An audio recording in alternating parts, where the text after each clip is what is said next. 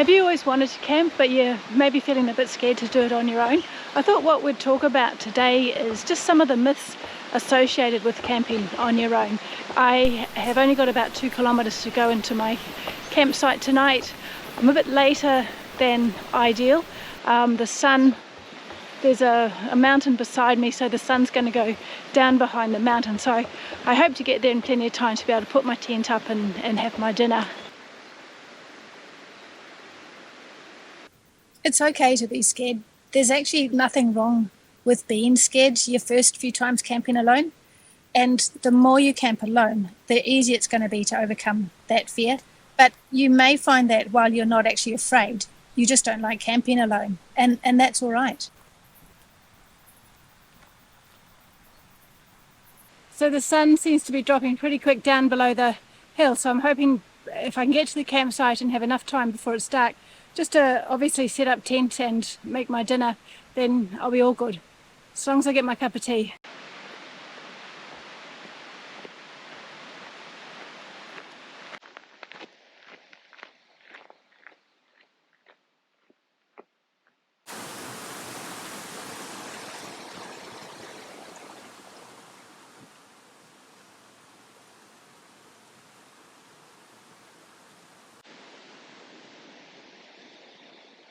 Okay, I've made it to the campsite and it's great. The sun is still up enough so I can get myself set up, work out exactly where I'm going to put the tent. So you are all excited about your first solo camping or backpacking trip. Camping alone in the woods or the forest with just you and nature, it's fantastic. So before you go, you read up on all the gear and how to set up your camp, and you feel like you're all organised, and then you head out for the greatest experience of your life. But now it's morning and you're staring at your cup of tea or your cup of coffee, you're tired as hell and wondering why everyone thinks this is so great. The tent was cold, there were weird rustling noises in the leaves all night, and you had to get up at 1 a.m. to go to the loo, and you wound up just counting down the hours rather than sleeping. Let's not beat about the bush. Camping by yourself can be scary. Being alone in a tent in the middle of nowhere by yourself can be scary. It's okay to be scared. Don't let anyone tell you otherwise. Because I'm so late arriving here, I'm going to actually put my pot on to boil and make a cup of tea, and that can be happening at the same time as I'm putting my tent up.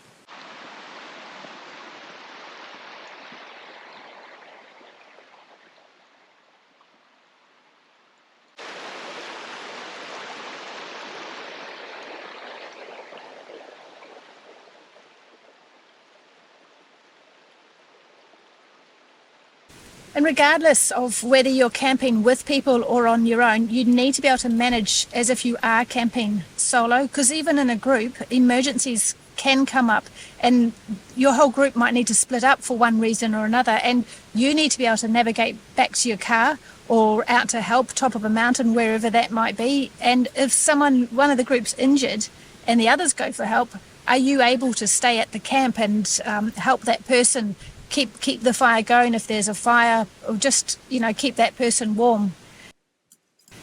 And so whether you're in a group or solo, you need to be self-sufficient.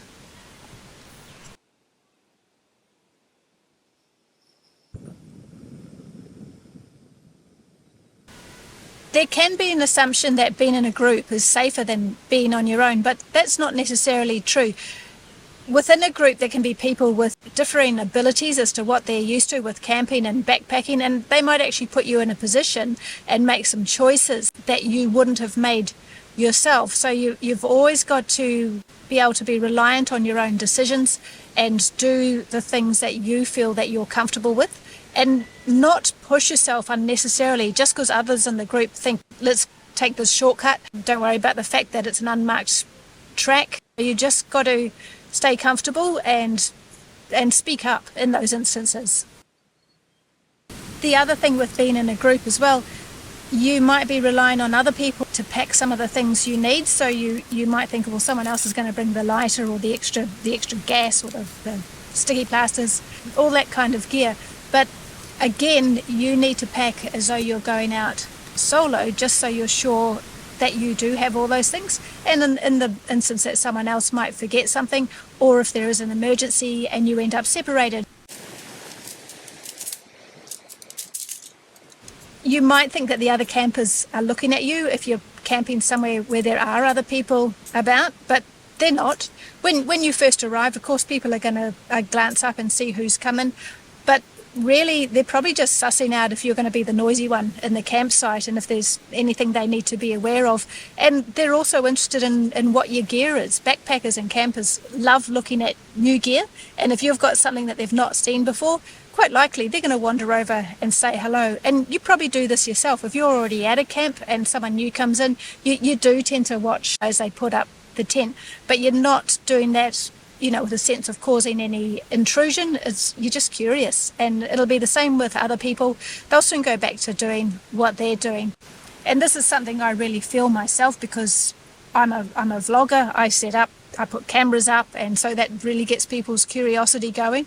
Hey, I just ignore all that. And if people wander over and ask what I'm doing, I explain what I'm doing. So I do have some tips that you can use about becoming comfortable with camping alone. The first one is practice with your gear. Even at home, if you've got a garden, put your tent up in your backyard, and if you can, stay overnight in your backyard. It's amazing what a boost that will give to your confidence. If you don't have a garden space, put your tent up in your lounge room. And hey, why not sleep in your lounge room in your tent, just with all your gear around, just so you've got a feeling for the size. And the first time you go out, you might want to do a car camping situation so that you are backpacking, you've got everything in your backpack, but you put the tent up, right alongside where the car is, and only use the stuff you've brought in your backpack. And that way you've got a bit of a safety net if you're not comfortable. Always bring 2 lighters to light your gas, your fuel or whatever. I have been caught out. One of my trips, I completely forgot a lighter. I was very fortunate that time that there was someone who actually gave me their lighter. And I was travelling alone. It wasn't someone I knew, but they were heading out that day, so they were very generous, and I was able to have a cup of tea. It made my day. The other thing, with your headlamp, bring extra batteries. Even if you just change them, just chuck a couple of extra batteries in.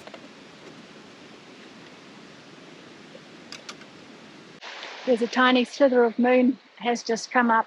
I knew I was going to be late, so I've made a salad to bring for my dinner, and I'm just boiling a couple of eggs to have with my salad.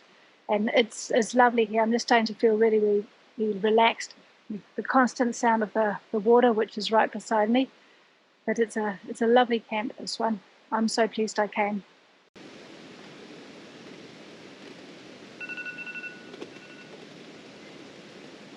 The other thing is really important is find a location where you feel safe, and that might be somewhere where you've camped in a group before, so you're very, very familiar with that camping site.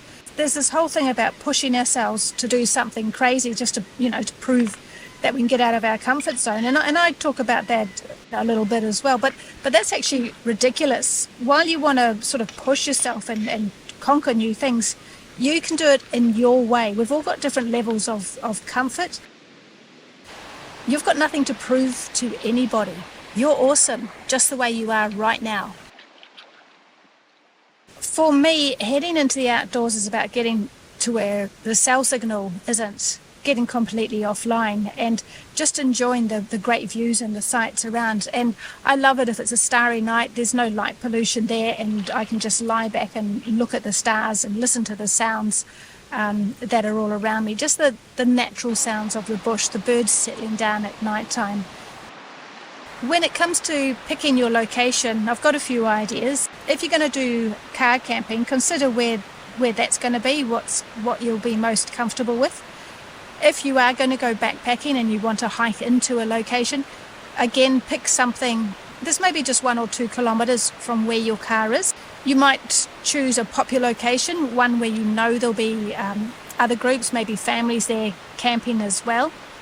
Or just going for that location that you've been to a lot of times already, and you might have done that in a group or with your family, so you're very, very familiar with it. Since I arrived at the camp late, I rushed to get my food cooked and have dinner before it got too dark, which means I put the tent up, but I haven't organised any of my my bed or anything. So now I'm in the tent. I've got a light hanging from the top of the tent, and I'm about to just get myself organised for the night, and then it'll be lights out for me. Brilliant campsite here. I can't recommend enough getting used to pitching your tent, blowing up your inflatable mat or rolling out your mat, whatever you've got, and just have that practice at sleeping. And the more familiar you are with it, the more automated it becomes. And so when you're camping solo, you might get to where you're going and you might be quite tired, and you're just going to do stuff on autopilot, and that's a real help.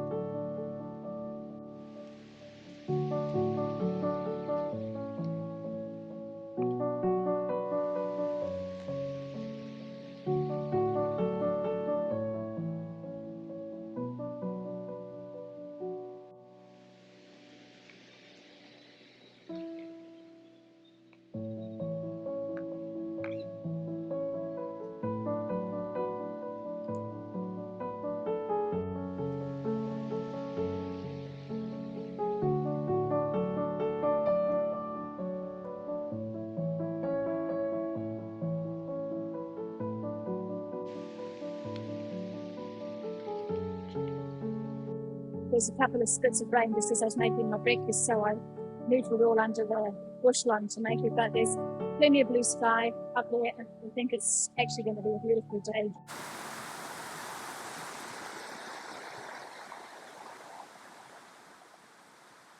Once you're at camp and you've all set up and you don't need to do anything, it is a good idea to take something to entertain yourself with. I'm quite happy to sit. I can sit for a long time and just watch the scenery around me. But also I like to download books onto my device, or they might be ones to read, or audio books, especially if it's raining, because you might be in the tent and you've got time on your hands. I also like, once I've set up, if there's any little local walks nearby, there might be a half-hour loop that you can just do from your campsite. If you've never been backpacking, I do recommend starting at a car camping site, but just pretend you're backpacking. So pack everything into your pack and use only what's in your pack to set up your camp. And this allows you to practice setting up your campsite with that safety net right beside you. And it takes a little bit of practice to develop a system and where you're going to put everything, both in your pack and then when you set up your tent, and also packing it down again. And that can change as well depending on the weather. If it's pouring down rain, you might have to be packing everything as much as you can into your pack and leaving the tent to last. Or it just could be windy, and again, you might sort of have to be pinning things down so they don't get blown away. Ideally, it'll be a beautiful sunny day. I really like the national parks and reserves. I love the informality of it. Some of them you do have to pre-book, so go online and just check that. Some of them you can just rock up and you sort of put your tent in whatever corner suits you. And when you're researching, go online. There's usually going to be some photos of that park, that campsite that other people have put up. So there'll be the official photos, but also you do a little bit of a Google search, you'll find photos and reviews from other campers, and just look at the ones that are the most recent, and you can get a bit of an idea of what that campsite is going to be like. When it is your first time solo, I do recommend a place where animal encounters are going to be rare, and just being aware at night time there are normal sounds, and it might be rodents rustling around. For this reason, you want to be very, very careful where you put any food scraps, and I recommend having a sealed container of some kind that you're hanging in a tree not too close to your tent, and the food you've not eaten, making sure that's sealed so as not to attract any visitors during the night. Where I live, there's possums, or where I camp, there's possums, and they can make a heck of a lot of noise in the trees up above your tent, crashing around and calling to each other. And the first time you hear them, that can be really startling. So just be aware of what's normal noises around you so that you're not startled.